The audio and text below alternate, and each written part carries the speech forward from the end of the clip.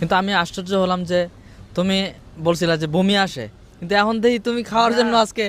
আমি তো এটা আগে খাইতাম না, আমি 8 বার এসেছি, আমার কাছে মানে খুব খারাপ লাগতো, কিন্তু রায়হান বলতেছে যে আমি আনলিমিটেড খাইতে পারি। তা আমি তো যথেষ্ট আশ্চর্য হলাম। পরশুদিন আসলাম, এসে খেয়ে আমিও এটার ভক্ত হয়ে গেলাম। তারপরে আজকে আমাদের মাহবুব ভাই নিয়ে এসছে। এই একটা ফলের দাম শুনলে আপনাদের চোখ মোটামুটি কপালে উঠবে। এটার দাম 400 রিঙ্গিট। এক কেজি এটা সবচেয়ে দামি এখানে। 1 কেজি 95 টাকা রিঙ্গিট, মানে বাংলাদেশ 3000 টাকা কেজি।